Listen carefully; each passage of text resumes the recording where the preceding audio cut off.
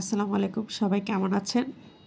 আজকের ভিডিওতে আমি চেষ্টা করব যে আমার বারান্দায় প্লাস ভার্সেস আমার ছাদের যে সাকুলেন্টগুলা সেগুলার কে নিয়ে কথা বলতে, যে কোথায় বেশি ভালো ছিল।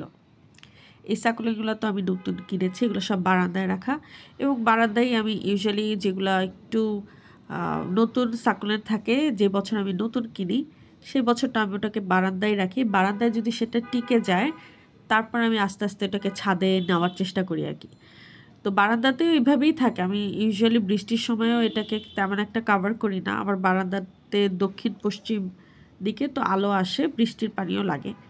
তো অনেক সাকুলেন্ট এবছর আমার মারা গিয়েছে আসলে বৃষ্টির পানিতে সাকুলেন্ট মারা গিয়েছে। সাকুলেন্টকে আপনার আসলে খোলা ও যদি জায়গা আপনি দিতে পারেন, এটা খুব ভালো গ্রো করে। বারান্দা থেকে আমি দেখেছি যে আমার ছাদের সাকুলেন্টগুলো বেশি ভালো গ্রো করেছে। এই টবটাও আমি কিন্তু অ্যাকচুয়ালি ছাদে নিয়ে যাব।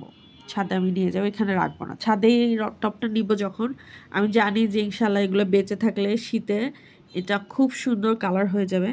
এই কালার এখন এগুলো আমি দেখাচ্ছি, এগুলো ছাদের, এগুলো সারা বছর ছাদে ছিল। এই জায়গাটা ওপেনই ছিল এই সাকুলেন্টগুলা। এই টবটা পার্টিকুলারলি আমি একটু শেডে রেখেছিলাম, এখন এটা ওপেন স্পেসে দিয়ে দিয়েছি। এখন সারা দিন রোদ পাবে। রোদ পেলেই যেটা ফ্ল্যাপ জ্যাক একদম টকটকে লাল হয়ে যায় যখন এটা টানা রোদ পেতে থাকে। এটা মার্পিন, অলিভিয়া, নানা রকম ভ্যারাইটির গাছ আছে। এগুলো ওপেনলি ছিল, সারা বছর বৃষ্টি পেয়েছে, সারা বছর রোদ পেয়েছে মোস্ট অফ দেম। কাউকে কাউকে আমি একটু শেডে রেখেছিলাম, যেমন এটা একটু শেডে ছিল বলতে বৃষ্টির পানি সরাসরি এটাতে লাগেনি, একটু রোদ লেগেছে, দ্যাটস ইট। এখন আমি ওপেন স্পেসে দিয়ে দিয়েছি, এটা এখন সারাদিন রোদ পাবে, বৃষ্টি হলে বৃষ্টি পাবে, এভাবে করে রাখবো।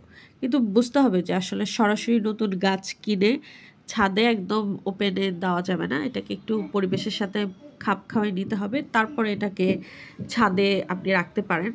আমি যেহেতু একটা গাছের ইউজুয়ালি 2-3টা করে চারা করে একটা ছাদে রাখি, একটা বারান্দায় রাখি, একটা একটু ছায়াতে রাখি, একটা ফুল সানে দিয়ে রাখি, এভাবে আমি করি সাধারণত, দেখার জন্য যে কোনটা বেস্ট। এটা যেমন এভাবেই পড়ে আছে, এটা ক্যাকটাসটা খুবই রেজিলিয়েন্ট। এই এই অংশটা পুরাটাই ওপেন ছিল সারা বছর, গত বছর পুরাটা বছর এখানেই ছিল এটা 1 বছর ধরে, এবং পুরাটাই আপনার বৃষ্টি পানি পেয়েছে, রোদ পেয়েছে, সকালের রোদটা মোস্টলি পেয়েছে আর কি। তো শীতের সময় এগুলো একটু কম্প্যাক্ট হয়ে যাবে, কালার চলে আসবে, গ্রোথ হবে ইনশাল্লাহ, আমি খুবই আশা করতেছি। এটা যেহেতু শীতের শুরুর দিকে, এখন এদের অবস্থা খুব একটা ভালো না, দেখতেই পাচ্ছেন একটু খুব একটা ভালো অবস্থায় নাই। আশা করি যে শীতের শেষে এগুলো ভালো থাকবে।